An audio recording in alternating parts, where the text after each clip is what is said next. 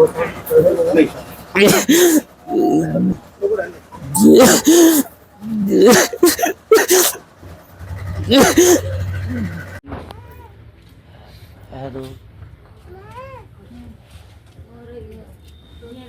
बोल।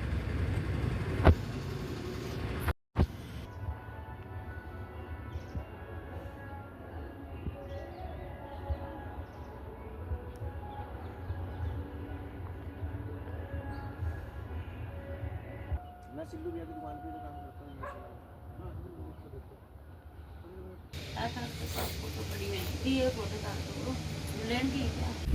अंबाला छावनी में बीती रात पुरानी रंजिश और पैसों की लेन देन को लेके एक व्यक्ति को तेजधार हथियारों से मौत के घाट उतार दिया। बताया जा रहा है कि यह व्यक्ति पीएमटी कॉलोनी के क्वार्टर में रहता था और अक्सर सुंदरनगर के प्लॉट में जाया करता था, जिसकी उम्र 62 वर्ष थी और चरणदास इसका नाम था। जब वह शाम के बाद घर नहीं पहुंचा तो घर वालों ने ढूंढने का प्रयास किया। जब वह नहीं मिला, फोन मिलाया, फोन भी नहीं मिला। उसके बाद वो सुंदरनगर के उस प्लॉट में पहुंची जहां पर चरणदास अक्सर जाया करता था। वहां पर जाके देखा तो खून से लथपथ तेजधार हथियार से उस पर हमला करके जो हथियारे थे वो मौके से फरार हो गए और घर वाले उसे खून में लथपथ देखकर बुरी तरह से हैरान रह गए।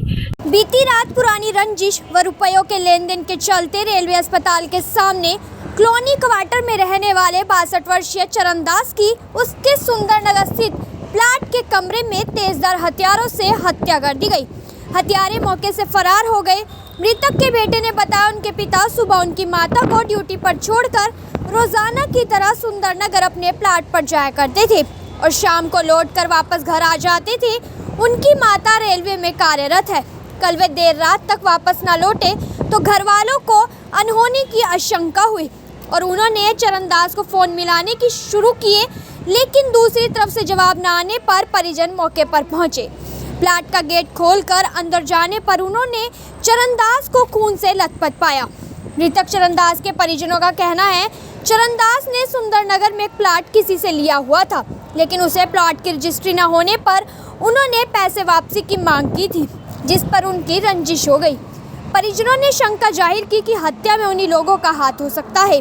इसी के साथ परिजनों ने उनसे अन्य हथियारों के नाम भी पुलिस को बता दिए हैं।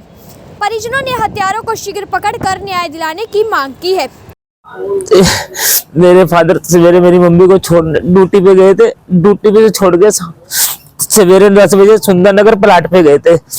प्लाट पे जाते हैं और डेली प्लाट पे जाते हैं और शाम को 6 बजे वापसी आ जाते हैं।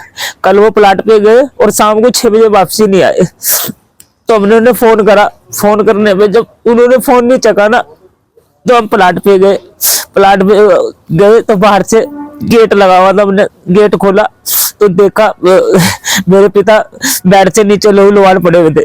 हमारा विवाद चल रहा था एक जमीन का जिसका नाम बलजिंदर है, उसी पे लग रहा है जी ये काम उसी ने कराया है। रात में 8 बजे काम पे से आके प्लाट पे गया हूँ जब मैंने अपने पिताजी को मृत घोषित पाया। ये मेरे जो उनकी डेथ हुई है मेरे ताऊ जी लगते हैं। मैं रात को 8:56 पे मेरे ताऊ जी के लड़के का कॉल आया कि मेरे पापा फ़ोन नहीं उठा रहे, जाके जरा एक बार प्लाट पे आके देख। तो मेरा ताऊ सुबह डेली आ जाता था, यहाँ 9-10 बजे आया था ताऊ को ड्यूटी छोड़ के। उसके बाद यहाँ रहता था क्योंकि अंदर खेती खुती भी थोड़ी बहुत यहीं पे खाना वगैरह बना के अपना चाय वगैरह बना के पी लेते थे। तो इतने में मैं अपने ताऊ जी के लड़के को लेके यहाँ पे आया 9 बजे। तो मैंने पड़ोसियों से पूछा, यहाँ पे पड़ोसी कह रहे कि अंदर है तो बेल बज रही है लेकिन कॉल नहीं कोई उठा पा रहा। फिर मैंने बाहर का ये गेट खोला, खोल के मैंने फिर अंदर एक गेट है मैंने उसको खोला। खोलने के बाद ताऊ जी एकदम बीच में पड़े हुए थे और उनके पास में एक रोड थी और सर पे उनके काफ़ी तलवारों के निशान थे। उसके बाद यहाँ से क्राइम ब्रांच वगैरह की टीम जो भी है उन्होंने बॉडी को उठाया। 11 बजे हम वहाँ पे गए पड़ाव थाने। पड़ाव थाने के बाद हमें वहाँ पे 1:30 बज गए। उन्होंने सारी इंक्वायरी वगैरह की, हमारे बयान वगैरह सब लिखवाए उन्होंने।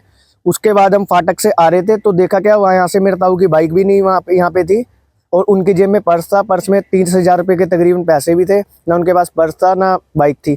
तो बाइक हमें रात 1:30 या 2 बजे के करीब फाटक पे मिली है, दिल्ली लाइन फाटक पे डिपो के सामने। मामला तो जी देखो इतना मेरे को पता नहीं इनके क्या किससे रंजिश थी। बाकी जो भाई को पता है उसने भाई ने सारे नाम लिखवा रखे हैं जिसको भी इनसे होगा। और जिनका मर्डर हुआ वो मेरे चाचा जी लगते थे। तो मेरे चाचा जी के लड़के का फ़ोन आता है मेरे चाचा जी के लड़के पे कि पापा फ़ोन नहीं चक रहे हैं, ज़रा देख के आओ। तो मेरा चाचा का लड़का और मैं यहाँ पे 8:56 पे उनकी कॉल आई है। हम करीबन 9 बजे यहाँ पे पहुँच गए होंगे। तो हमने मौके वारदात पे आके यहाँ पे गेट वगैरह खोला, यहाँ पे इनको कुछ पता नहीं लगा और जो यहाँ पे बाहर खड़े हुए थे वो कॉल वगैरह कर रहे थे। हमने गेट वगैरह खोला तो अंदर डेड बॉडी पड़ी हुई थी, उनको बहुत बुरी तरह मारा हुआ था। आइए सुनवाते हैं पड़ाव थाना SHO धर्मवीर का इस बारे में क्या कहना है। वहीं सूचना मिलने पर थाना पड़ाव पुलिस मौके पर पहुंची और मृतक के परिजनों के बयान दर्ज किया। थाना पड़ाव प्रभारी धर्मवीर सिंह का कहना है कि जब वह सुंदर नगर मौके पर पहुंचे तो प्लाट के बाहर का गेट बंद था, जिसे खोलकर वे अंदर गए। वहां स्थित एक कमरे में चरणदास का शव फर्श पर खून से लथपथ पड़ा था तथा उसके पास एक लोहे की रोड भी पड़ी थी। SHO का कहना है कि मृतक के परिजनों ने प्लाट के लेन देन में हत्या का शक जाहिर किया है। फिलहाल पुलिस ने मामला दर्ज करके जांच शुरू कर दी है। ये चरणदास नाम का व्यक्ति था 62 ईयर का, और इसने अपना एक प्लाट लिया हुआ था सुंदर नगर में और उसमें एक कमरा बनाया हुआ था, बाकी सब्जी वगैरह लगाई हुई है। तो वहाँ ये देखभाल के लिए गया था सुबह 10 बजे करीब, और जब रात घर नहीं पहुंचा तो इनके घर वालों ने देखा भी आया क्यों नहीं, तो देखने के लिए गए तो इनके मेन गेट का कुंडा लगा हुआ था और कमरा भी बंद था। और अंदर जब देखा तो उसके लड़के ने तो डेड बॉडी फर्श पर पड़ी हुई थी और जिसके खून मुंह में सिर में काफी लथपथ हुआ था। हाँ, इन्होंने फिर मेरे को जब बयान दिया तो बताया भी इन्होंने एक प्लाट और एक बलजिंदर मछौंडा से लिया हुआ है, तो उसकी रजिस्ट्री हुई नहीं थी और वो उसकी सड़कें वगैरह फाड़ दी थी महकमे ने। तो ये डर गए, उन्होंने कहा भी हमारे पैसे वापस दे दो, हम ये प्लाट नहीं लेंगे। उसको लेकर इनकी रंजिश चली हुई थी। उसका शक के बिना पर उन्होंने कहा भी उससे हमारी दुश्मनी है, वो हमारा है, सब इसका मर्डर कर सकता है। तो अभी मुजरिमों को गिरफ्तार कर लिया? नहीं जी, अभी नहीं। अभी इन्होंने शक के आधार पे ही नाम लिया है, उसकी पूछताछ करेंगे, जैसे भी साक्ष्य सामने आएंगे तो उसको गिरफ्तार किया जाएगा।